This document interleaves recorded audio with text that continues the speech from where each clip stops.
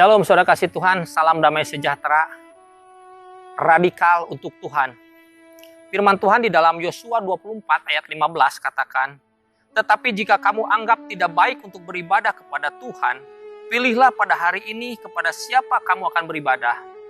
Allah yang kepadanya nenek moyangmu beribadah di seberang sungai Efrat, atau Allah orang Amori yang negerinya kamu diami ini.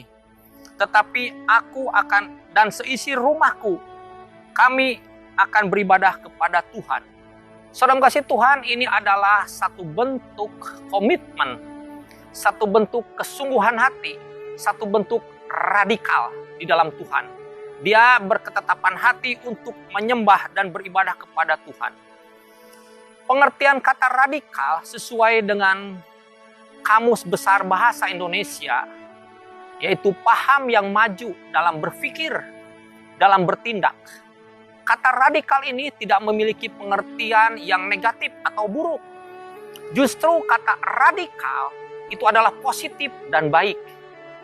Tapi kata radikal ini terus-menerus digunakan untuk menjabarkan sesuatu yang negatif. Kata radikal tidak selalu dalam konotasi negatif. Radikal itu adalah tindakan yang tegas di dalam menuntut sebuah perubahan.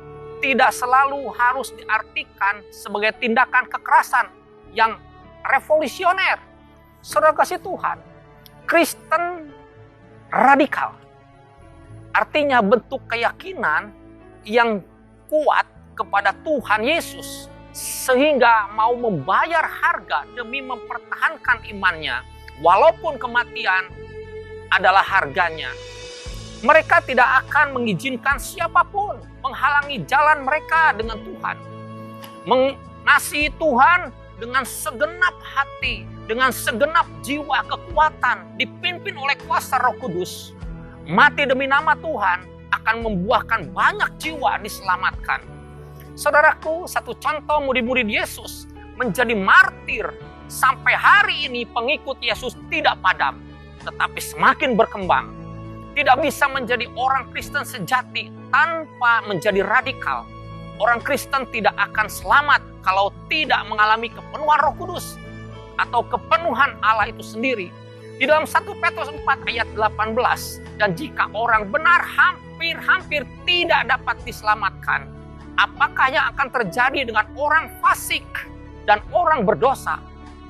Orang benar hampir saja tidak bisa diselamatkan, berarti harus radikal di dalam Tuhan. Banyak gereja tidak lagi memiliki iman yang radikal seperti gereja mula-mula. Yang menjadi musuhnya adalah liberalisme, materialisme, hedoisme, dan ketakutan. Gereja harus berani memberitakan Injil dan memperluas kerajaan Allah dan kebenarannya. Waktunya kita menuai. Saudara harus ada di ladang Tuhan. Bekerja memberi buah. Waktunya sudah sangat singkat.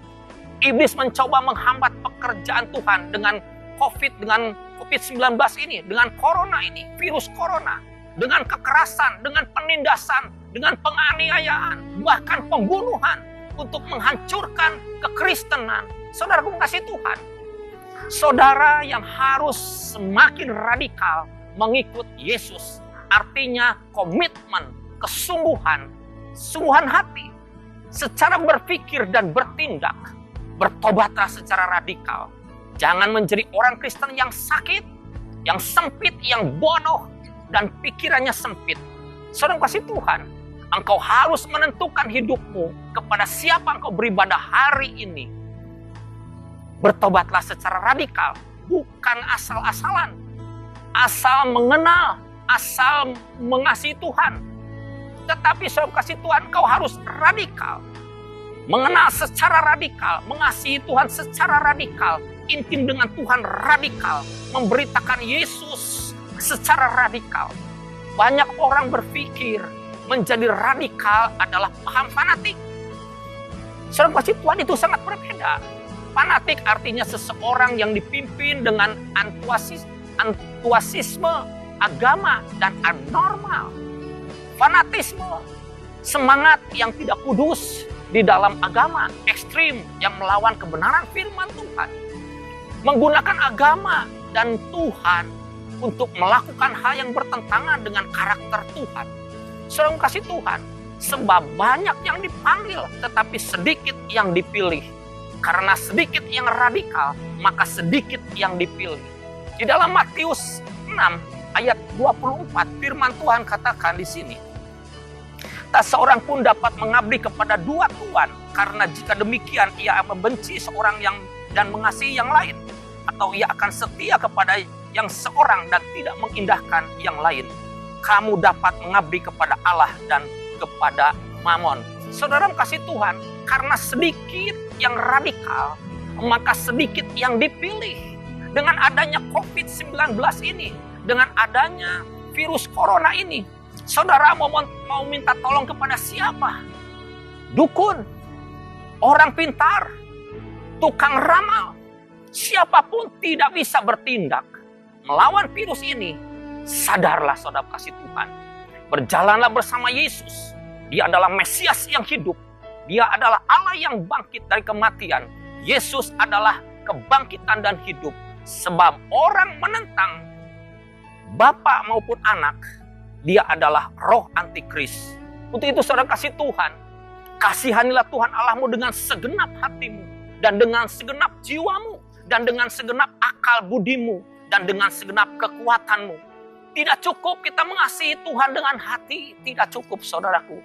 Segenap jiwa, akal, budi, pikiran, dengan kekuatan seluruh roh, jiwa, dan tubuh kita. Engkau dipanggil untuk memberi seluruh hidupmu radikal di dalam Tuhan. Jangan kompromi dengan dosa. Bertandinglah dengan pertandingan iman yang benar, dan rebutlah hidup yang kekal. Itulah engkau dipanggil. Dalam nama Yesus, Tuhan memberkati.